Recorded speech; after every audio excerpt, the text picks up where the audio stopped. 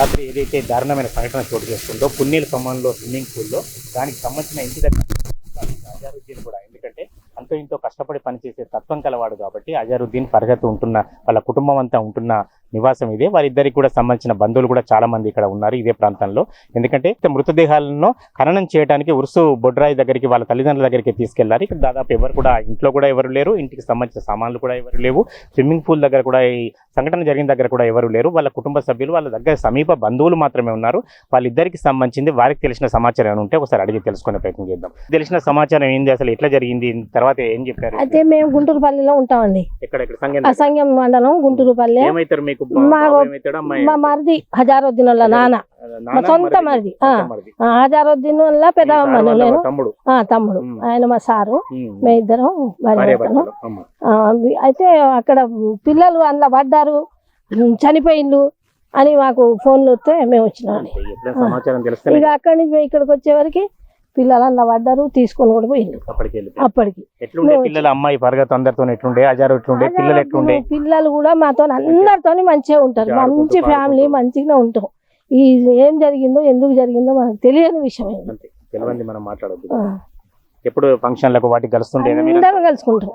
ఏ చిన్న బర్త్డే కలుసుకుంటాం, ఏదైనా పండగ చేసుకున్నా కలుసుకుంటాం. అందరం బాగానే ఉంటాం మేము. ఒకటే విమర్శ ఏంది అంటే ఆడపిల్లలని అజారుద్దీన్ కొంచెం బాధ ఉన్నది అని. అజారుద్దీన్కి మగపిల్లగా కావాలని, అంతే తప్ప ఇంకేమీ ఉద్దేశం లేదు.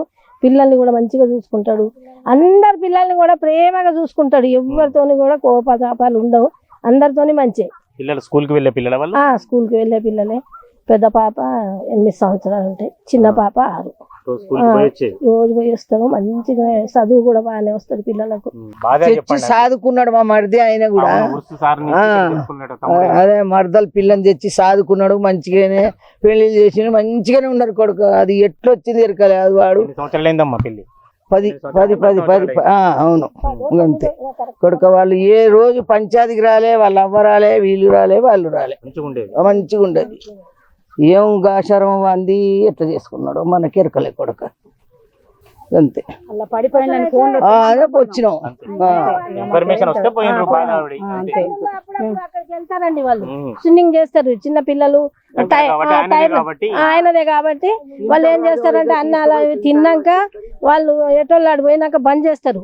స్విమ్మింగ్ పూల్ బంద్ చేసినాక ఏం చేస్తారు, ఫ్యామిలీ మనం పోయి చేసొద్దాం అని చెప్పి పిల్లల్ని తీసుకుపోయి వాళ్ళకి ఆ టైర్లు వేసి, కాదు వాళ్ళ ఫ్యామిలీ పిల్లల్ని, వాళ్ళిద్దరు ఇప్పుడు చనిపోయిన పాపల్ని ఇద్దరిని తీసుకొని వీళ్ళిద్దరు భార్యాభర్త వాళ్ళ తమ్ముడు.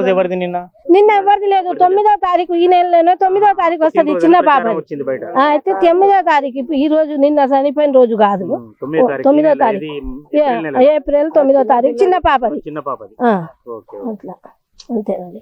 అయితే స్విమ్మింగ్ చేస్తానికి పోదాము మామయ్య, మేము పోయి వస్తామని మామయ్యతో చెప్పిందట, అత్తమ్మతో చెప్పిందంటే ఎందుకు బిడ్డ ఇప్పుడు ఈ టైంలో వద్దని అంటే, అయితే వాళ్ళు ఎప్పుడు పోయినా రాత్రి పూటనే పోతారు. అట్లని ఇంకా తాళం చేయి మామయ్య వాళ్ళ తాత ఇయ్యనంటే చిన్న పిల్ల నాది కదా అని గుంజుకున్నదట మీద పడి తాళం చేయి ఏడుతాండి కొడుకు. దరిద్రం నెత్తి మీద కూకున్నదో ఆ పోరంది. ఏమైందో ఏమో, వాడు ఎంత మంచోడో భగవంతునికే తెలుసు. హజార్ మస్తు మంచోడు, ఎవ్వల పిల్లలకు కూడా మంచిగా చూసుకుంటాడు.